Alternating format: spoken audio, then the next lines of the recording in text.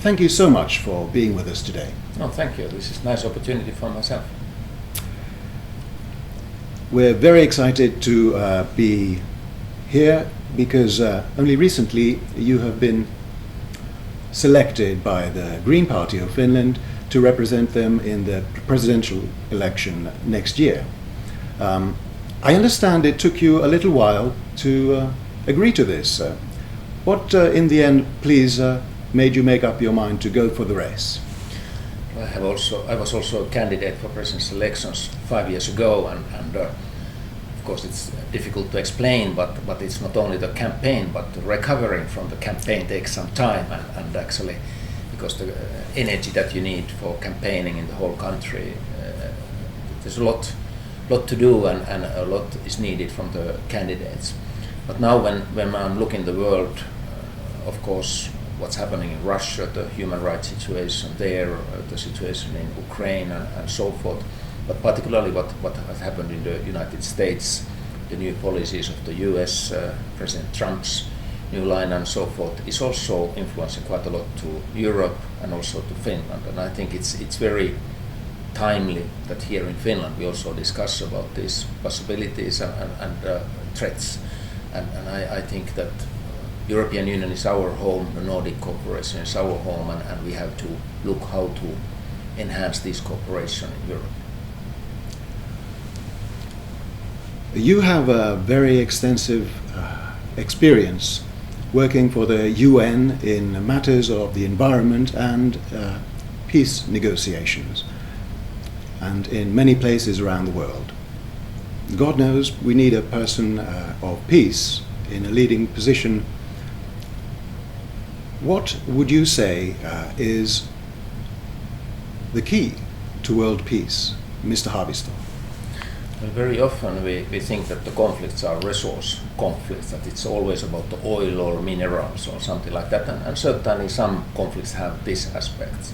But nowadays we have many more issues influencing the conflicts. We have the big environmental changes creating refugee flows and conflicts.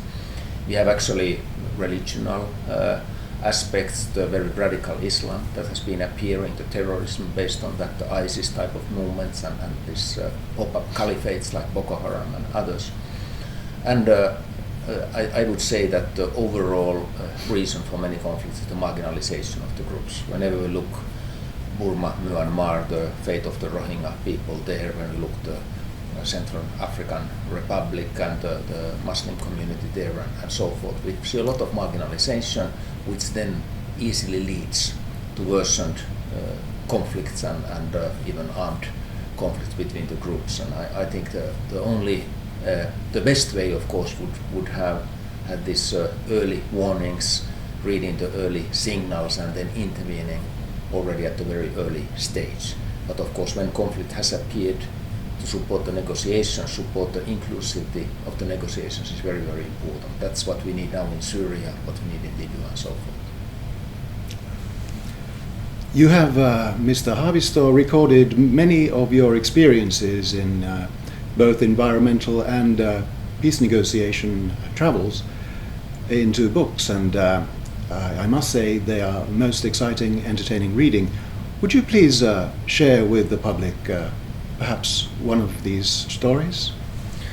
Well, maybe one story that comes to my mind is about Somalia and Ethiopia. I had a privilege to talk one of those Somali leaders who had been in a part of the armed conflict for a long time, and then he described the situation. He said, Somalia would be a perfect country, but we have a terrible neighbor, Ethiopia. And I said, come to Finland. We have a long experience of living also with the neighbor that has not always been so easy with Russia, but we have a peace, so you should come and look our model. And then he said, no, but this is totally different. This terrible neighbor Ethiopia has even been stealing one part of our country called Ogaden.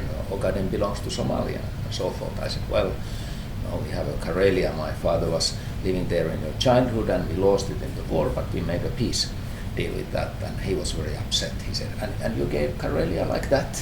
And I said, we were fighting, but we lost the fighting, then we made a peace deal, and now there is a peace in the Northern Europe.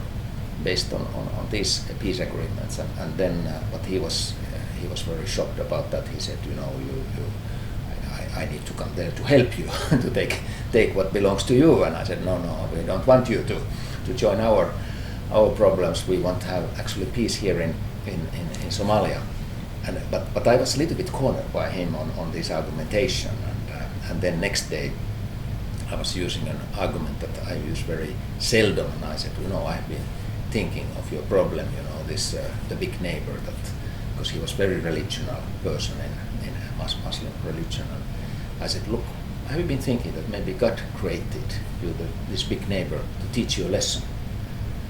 And then he said, well, this is the first time anyone says like that, so I have to consider. And then afternoon he came back. I have been now talking to my men, maybe you are right on this. And that actually also was teaching me that sometimes in the peace talks, it's not only about the rationality, it's not only about the best arguments, so to say. Sometimes it's about the feelings, emotions, sometimes even religional thinking and so forth. And I think a variety of all arguments should be tested and sometimes even used in the peace talks.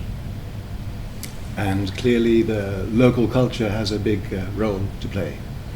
Local culture has a big role, and actually nowadays we take even more religional leaders, elders from the villages and so forth in the peace processes. All these people are needed, the key persons actually in the society, to also strengthen the peace and build the peace on the local level from their side. You have little time to prepare for the presidential race that the elections are next year. So before that, would you care to send some greeting to the world leaders, as the Americans say, as the next president of Finland? Well, I have a long experience of working in the UN and together with the United Nations on many issues, and I know that there's sometimes skepticism about the UN. Is it effective? Isn't it bureaucratic? They use a lot of resources and things like that. But I have to say that without UN, we could not solve the crisis in the world. I have seen United Nations in Afghanistan, the important work that the UN is doing as a humanitarian helper in places like Syria and Libya and so forth. I think we need the world cooperation, and we need an organization that is really global, and UN is that organization. Mr. Pekka Haavisto, thank you very much. I wish you the best to the presidential race. Thank you. Thank you very much. Thank you.